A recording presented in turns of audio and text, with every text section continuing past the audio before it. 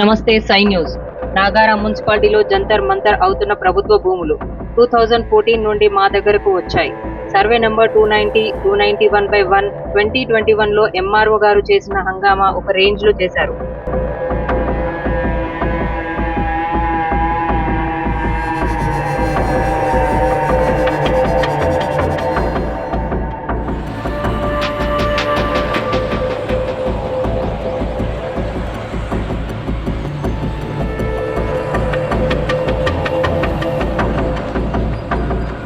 అందులో 30 మంది పోలీసులు వాళ్ళని తీసుకొచ్చి జేసీబీ పెట్టి మొత్తం క్లీన్ చేయడం జరిగింది. తర్వాత ఏం జరిగిందో తెలియదు, కానీ ఇప్పుడు యథావిధిగా అయిపోయింది. ఎంఆర్ఓ చెప్పిన మాట తీరు, అప్పుడు గవర్నమెంట్ స్థలం 40 కోట్లకు విలువ చేసే స్థలం ఎలా వదిలిపెడతామంటూ ఆ రోజు చెప్పుకుంటూ వచ్చారు ఎంఆర్ఓ గారు. మరి ఇప్పుడు ఎందుకు పట్టించుకోవడం లేదు? ఎవరి ఇష్టం ఉన్నట్లు వాళ్ళు కట్టుకుంటూ వెళ్ళిపోతున్నారు. యాసెంట్ భూములు అనగా బతుకు తెరువు కోసం ఇచ్చిన భూములు.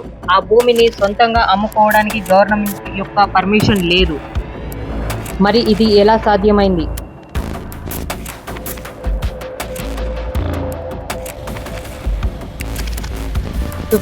జీవో కింద చాలా మంది రిజిస్ట్రేషన్లు చేసుకున్నారు.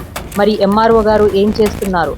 అందులో ఇంకా బాధపడే విషయం ఏంటంటే 2021లో నాగారం మున్సిపాలిటీలో కొంతమంది కౌన్సిలర్ ఇది 100కి 150% గవర్నమెంట్ భూమి అని ఎంఆర్ఓ గారికి కంప్లైంట్ ఇవ్వడం జరిగింది.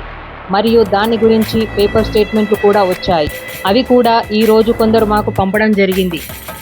ఎంఆర్ఓ మేడం గారు కూడా వచ్చి వెళ్ళిపోయారు.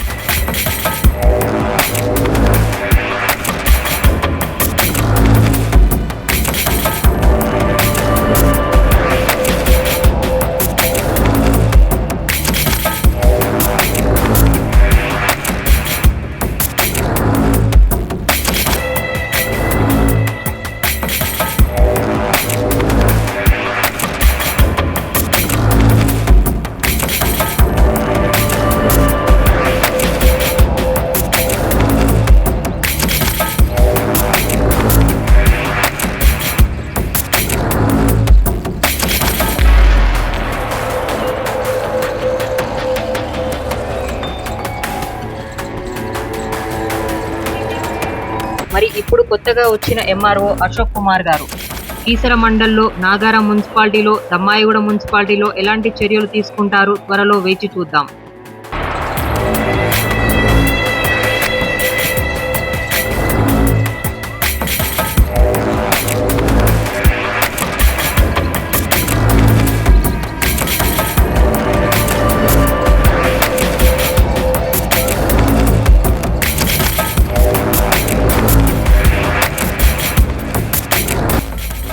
నాగారం మున్సిపాలిటీలో ఇంకా చాలా ప్రభుత్వ భూములు మరియు ప్రభుత్వం బతుకు తెరువు కోసం ఇచ్చిన భూములు రిజిస్ట్రేషన్లు ఎలా చేస్తున్నారంటే by 1, by 2, by 4, by 6 ఇలా వేసుకుంటూ రిజిస్ట్రేషన్లు చేస్తున్నారు.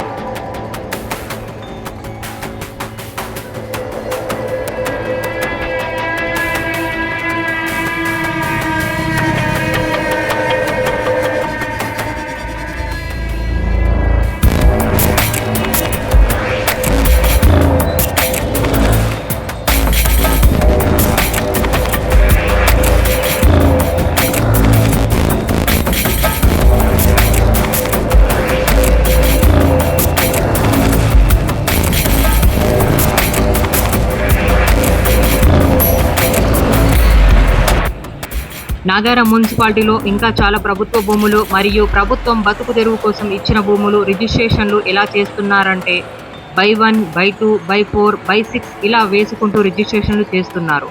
మరి ఇలా చేయడానికి ఎవరు సహకరిస్తున్నారు? వాళ్లను కూడా అతి త్వరలో బయటకు తీసుకువస్తాను.